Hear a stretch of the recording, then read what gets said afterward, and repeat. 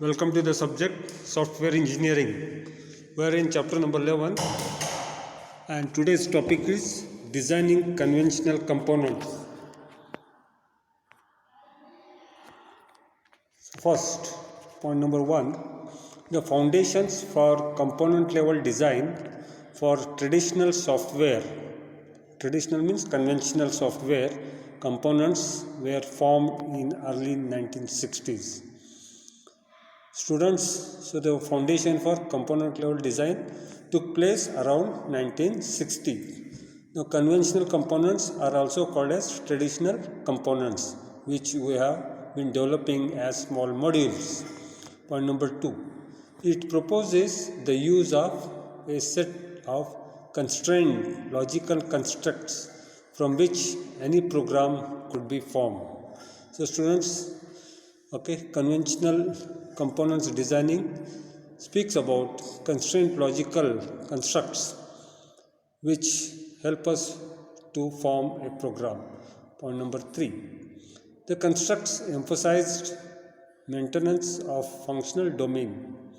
That is, each construct had a predictable logical structure and was entered at top and exited at bottom, enabling a reader to follow procedure flow more easily.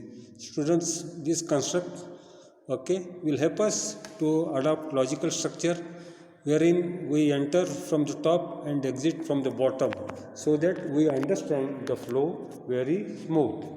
You have studied flowchart. In the flowchart, we enter at the top and we move in the bottom or exit in the bottom. Point number 4, structured programming is an important component level design technique. The three constructs that are fundamental to structured programming are 1, sequence, 2, condition, and 3, repetition. Students who have studied this in the earlier classes, that is, when you design a program or when you design a flowchart, you have got sequence, you have got condition, and you have got repetition. Sequence, point number 6, sequence implements processing steps that are essential in the specification of any algorithm.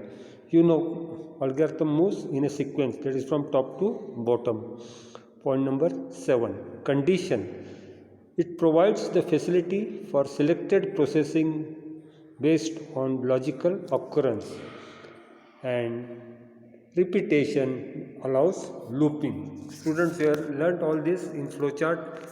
That is, there is a sequence, there is a condition which we mention in the rhombus, and repetition where there are number of loops, for loop, do while loops, etc.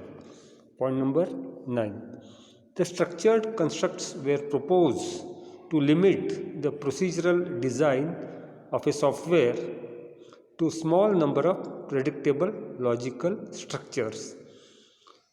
Students, these constructs or structured constructs help us in developing a program with small logical modules. Point number 10, the use of structured constructs reduces program complexity and thereby enhances readability, testability, and maintainability. Point number 11, the structured constructs are logical chunks that allow a reader to recognize procedural elements of a module rather than reading code line by line. This improves understanding.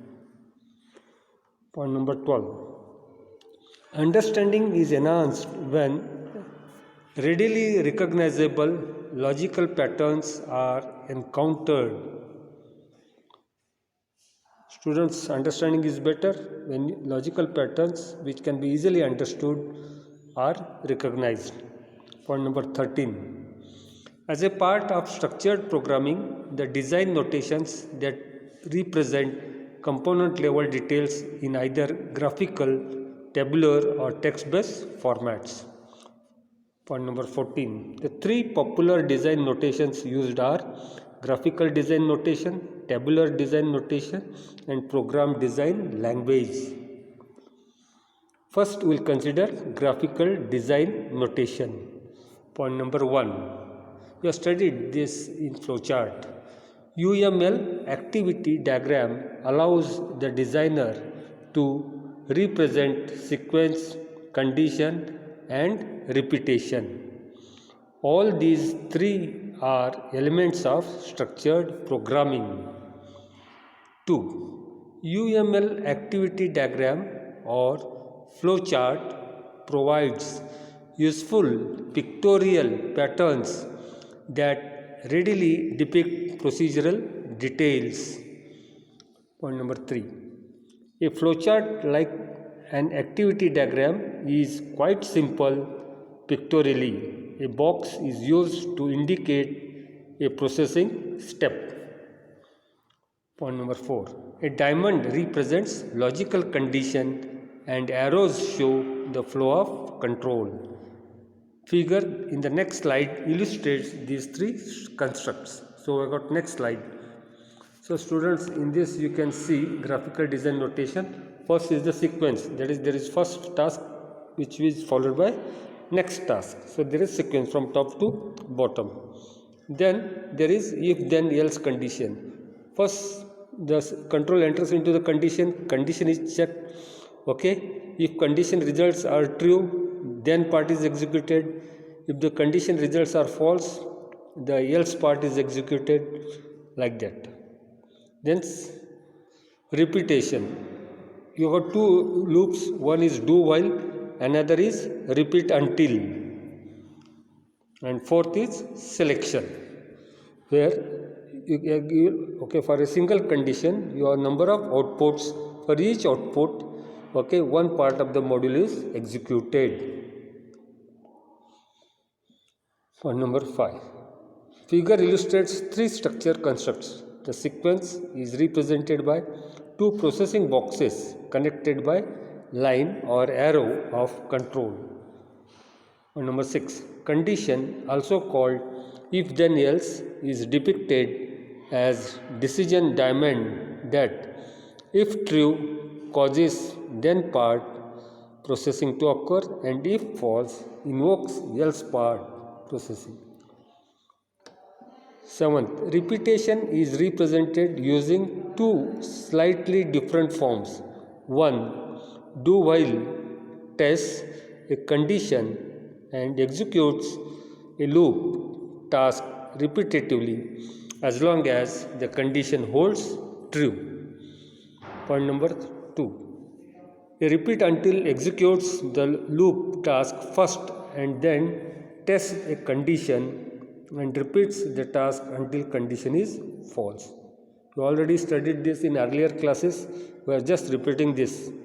8. The selection or select case construct shown in the figure is actually an extension of if then else. Students, this selection is number of if then else are there. A parameter is tested by successive decision until a true condition occurs and a case part processing path is executed. So today students, you have studied designing conventional components. Okay, this is very important and simple for you. Please write down these details and study. Thank you.